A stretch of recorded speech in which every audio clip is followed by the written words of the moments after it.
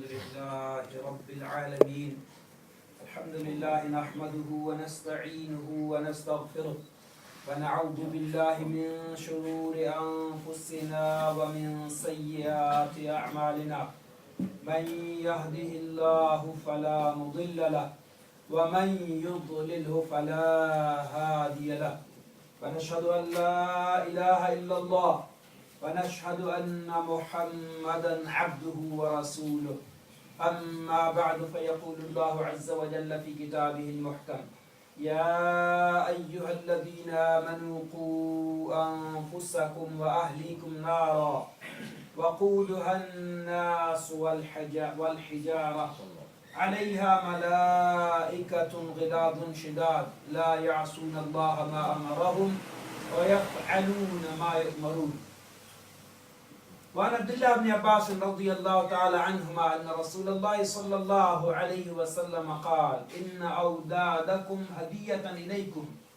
فأحسنوا أدبهم وقال النبي صلى الله عليه وسلم ما نحل والد ولدا خيرا من حسن تربية أو كما قال صلى الله عليه وسلم أما بعد فيا أيها المؤمنون والمؤمنات Assalamu alaikum wa rahmatullahi wa barakatuh. Respected brothers and sisters. Today inshallah we are talking about Muslim family in Western society. And what we and our family and the youth and children especially are facing the challenges and how to overcome and help ourselves about those given challenges and issues and problems. And for sure, first of all, we need to explore being a Muslim, what is going wrong, what is happening, what are the challenges. And you might agree or not agree, but I see in many of the cases I have seen, things are happening around us, but we are not just taking note of it. And most of us of a culture belong to that sort of culture where whenever a problem and a challenge comes around, we just put it under the rug. We don't want to discuss it. We don't want to recognize it. We don't want to accept it. If that problem is occurring with my child, and with my family, what's going on is one of the big challenges of the Western societies is mental disorder of the kids and the children. Huge problem in Japan, in America, in Europe, in anywhere in most of the world's and most advanced countries is what? Is mental disorder. And this number is not in thousands, it is in millions and millions. Where the usage of that drug to control the mental disorder of the child or a youth is jumping from thousands to lakhs and from lakhs to millions. Just to address and to cure that mental disorder. Or where is it coming from?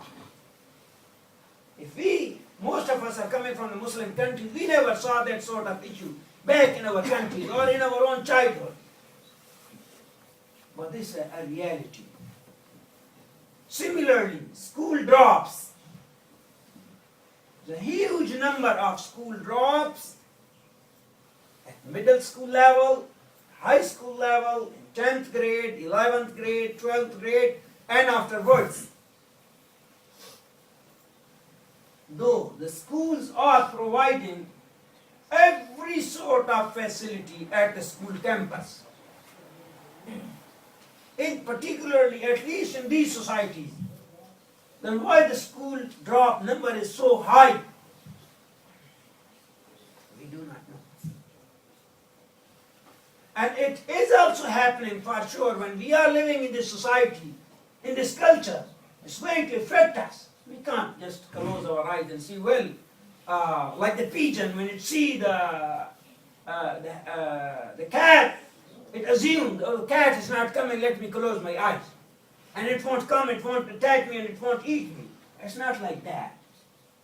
And the reality is not going to change at all. You might close your eyes, or you might turn your neck around, or whatever. The ground reality is there. Number 3 is drugs.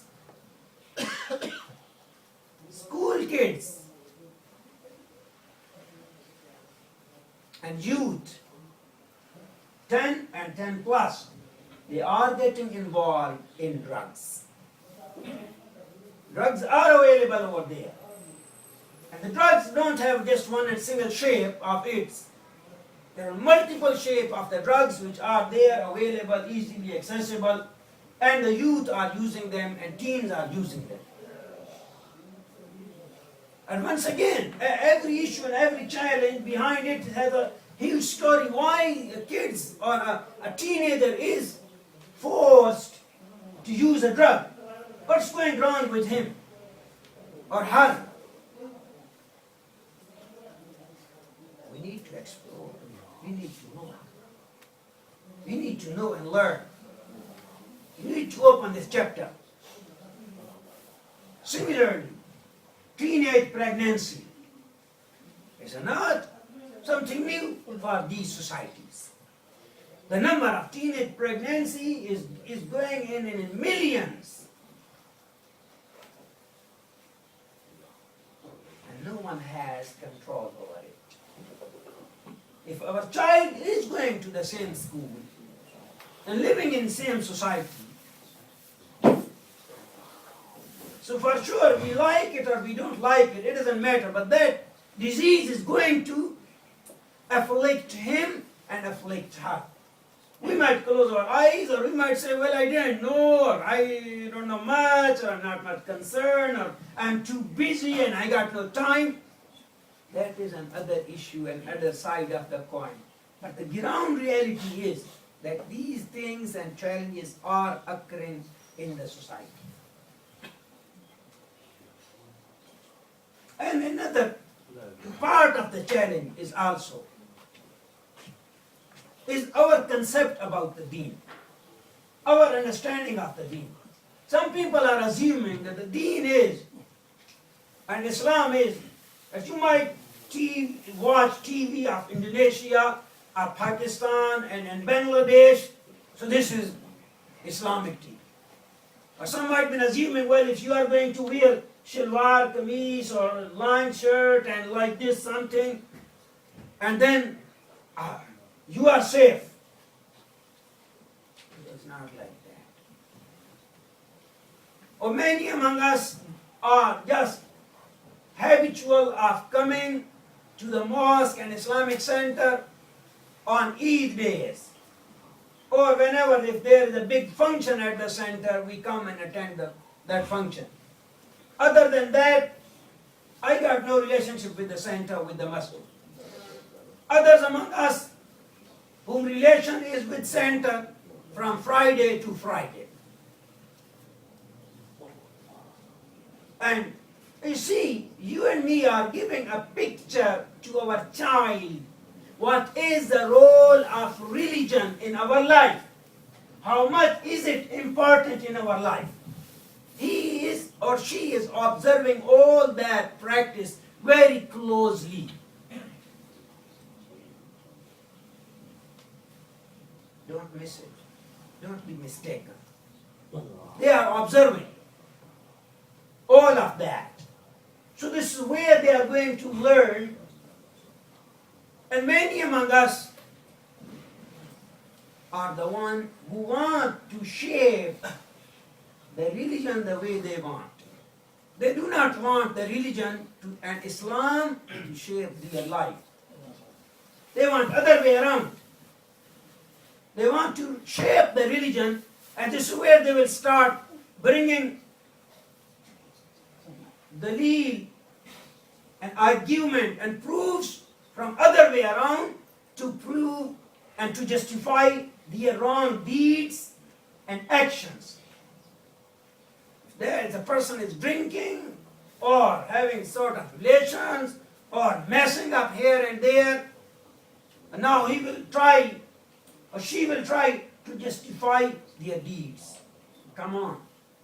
So what sort of picture I am giving to my children, to my family?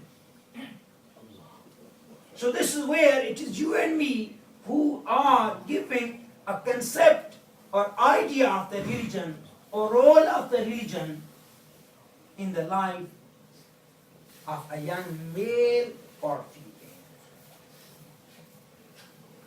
And if we are to display a very poor picture of Islam in front of them, so this is what they are going to copy. This is what they are going to imitate it. This is what they are going to understand it, that this is what is the Islam. You might go to the masjid maybe in Ramadan, or you might fast on the Friday in the month of Ramadan.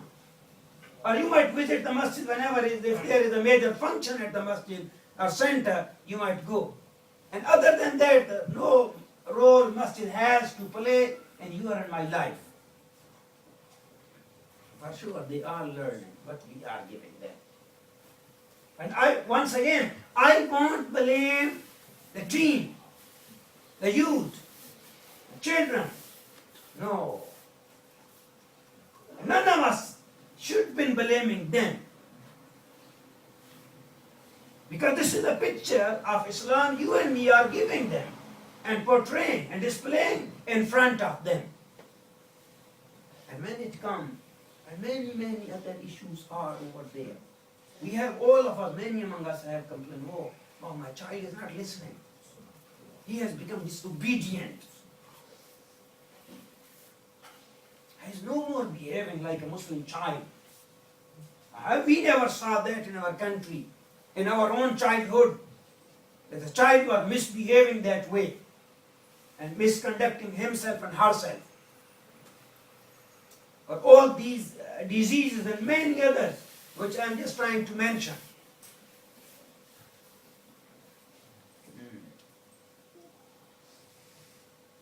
Now when we look, when it comes to the issue, that how to solve these issues, how to address these problems. But if this problem and the challenge is there in society, in our lives, in our family, with our children, we have 3 to 4 categories of people. A group of people, when you discuss in society with those Muslim brothers and sisters, they will say, well, what you can do? Your just identity is where you are living. And that is the ID of your children and of your family. So why are you